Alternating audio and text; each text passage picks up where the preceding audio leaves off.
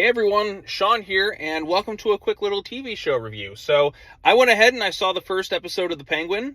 This is a spinoff of the Batman film directed by Matt Reeves. In fact, this takes place pretty much immediately where that film left off, and it focuses on the Penguin character, played once again brilliantly by Colin Farrell. It's an 8-episode limited series, and it's going to kind of bridge the gap between The Batman and The Batman Part 2, but this is more kind of R-rated crime drama.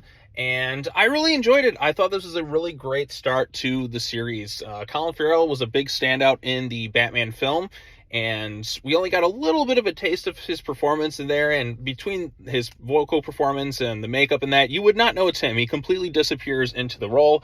So seeing him take the character of the Penguin, a character I've been a fan of for many years, whether it's this, Burgess Meredith, Danny DeVito, Robin Lord Taylor was also great on Gotham as the character. So I've always been a big fan of the Penguin. Never quite my favorite Batman villain, but he's always been a fascinating character. Sometimes he comes from a really wealthy upbringing and kind of has this, kind of smarminess to him, this holier than thou, like I'm richer than you and whatnot. He comes from old man money, or he's kind of somebody who is a little bit more down in the dumps, but ultimately kind of rises to power.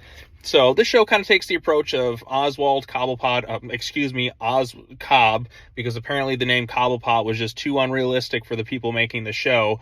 See, that's a little nitpick I have. I mean, it's not the end of the world for this thing. It's not going to make or break the series for me, but if you're adapting these characters, you come with the names. You don't have to be embarrassed of the names. I mean, there's some goofy-ass names I've seen in real life. I don't see what the problem is with Cobblepot, but I get kind of what they're going for.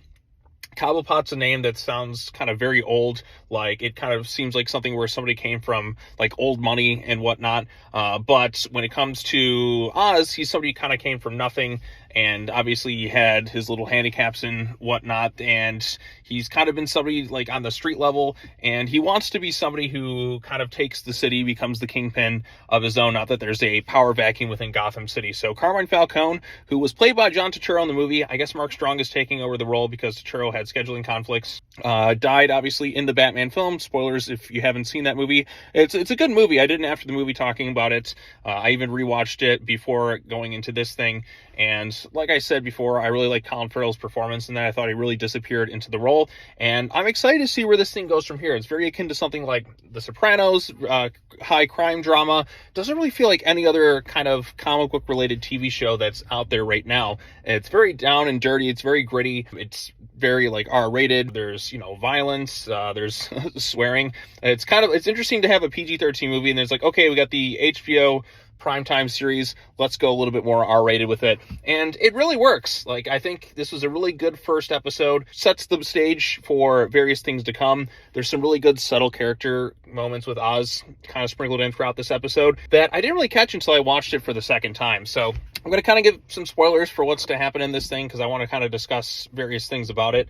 So if you haven't gotten the chance to check it out, I do recommend it. I think it's beautifully shot, well acted. There's some great performances in there, particularly from Colin Farrell and the actress who plays Sophia Falcone. When she first makes her entrance, you kind of have this, not sure, like, oh, is she really going to be that intimidating? But then she kind of amplifies it up a bit. Like, she came from Arkham. Like, she's great. So, like, the show sets the stage very well within the first couple minutes of it. Like, you get a little bit of a recap of what happened in the Batman film. There's a beautiful shot of Oz just kind of looking over the city, which was flooded as a result of the Riddler's terrorist attacks, and just him seeing, okay, now it's my chance to kind of grab for power. But there's other little hurdles along the way. There's the children of Carmine Falcone that are kind of ready to take charge of the Kingpin Empire. You also have another crime family, the Maronis, who were also there beforehand. And so basically Oz's plan is to kind of initiate a gang war between the Maronis and the Falcones. And when they're at their weakest, that's when he goes and seizes the power. He's going to take control of the streets and really kind of lead the city as the new kingpin of Gotham. So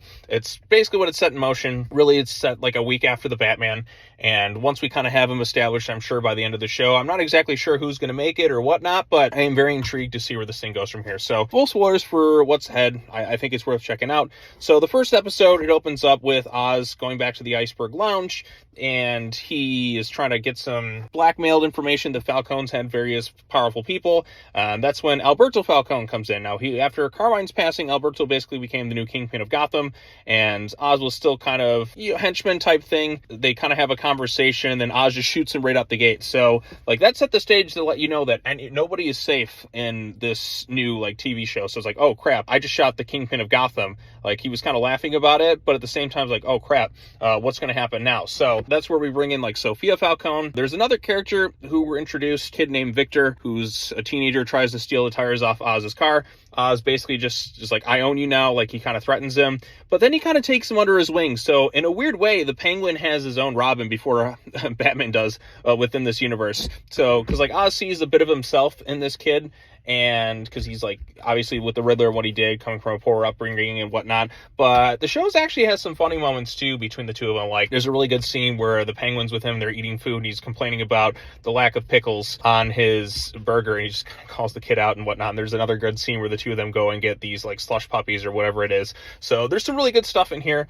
And we also have Clancy Brown, who plays Salvatore Maroni, who was the other crime family that the Falcones kind of like put out of business, basically threw him in jail and whatnot. So there's some good stuff in there for sure. And the actress playing Sophia Falcone in particular, I thought she was most excellent, coming in with some really subtle stuff. She doesn't really buy what Oz is saying, and Oz basically has to kind of do some things, kind of set in motion a plan to kind of force the two crime families to kind of come into conflict. But he's like willing to risk it all, like, for this plan to kind of get himself in the clear from what he did to Alberto. Like I said, the actress playing Sophia Falcone is really good. Like, she kind of like ups the like unhinged nature as it kind of progresses. She starts out kind of slow and kind of quiet, but then as you kind of see where she comes from later on in the episode, like, she's really good. And she was somebody who was also, like, as we explained, was stuck at Arkham Asylum. So little Arkham nods. I'm sure they're going to tackle that within this universe, but I thought she did really good. The show is also subtle too with some of its character moments as well.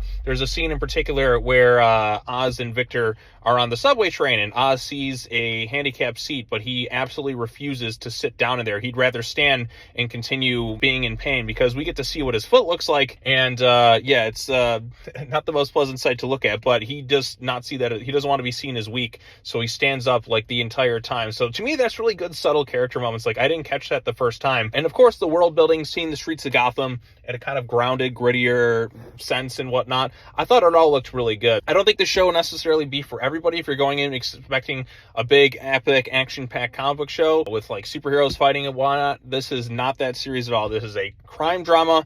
It's going to be a slow burn build up to when the Penguin inevitably kind of rises to power. And if you're wondering how a series without Batman is going to work, like, this is kind of the way to do it. And it makes sense why Batman wouldn't necessarily be there. There's so many other things going on in Gotham City. It's just been flooded, but Penguin's kind of working the streets. He's working kind of the grounded, gritty stuff. So I would like for Robert Pattinson to maybe make a cameo as like Bruce Wayne in this thing. I think it'd be kind of cool.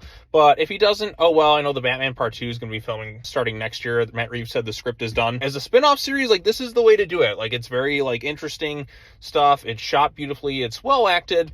And I like kind of the subtle character moments, and the score is really good. I think Michael Giacchino's son did the score for it, and you have callbacks to the Batman and whatnot. So, but like Penguin's music as well is good. But yeah, this is a really good pilot episode. It doesn't give away everything. It kind of sets the plot in motion, and it's just over an hour long with the first episode. I know they're going to start airing them each and every Sunday starting next weekend. But if you get the chance to, I definitely recommend checking out The Penguin. I thought it was a really solid first episode, and I'm excited to see where they go from here. Hopefully it continues that momentum and builds upon what was happening in this one. But I'm liking what I'm seeing so far. I'm actually liking it quite a bit. So yeah, those are my quick thoughts on The Penguin. What did you think of episode 1? Post your comments down below. Be sure to like this video, share it with your friends, subscribe to the YouTube channel for more content, hit that bell for notifications, all of the fun stuff, and I will see you all in the next video. Peace out, everyone.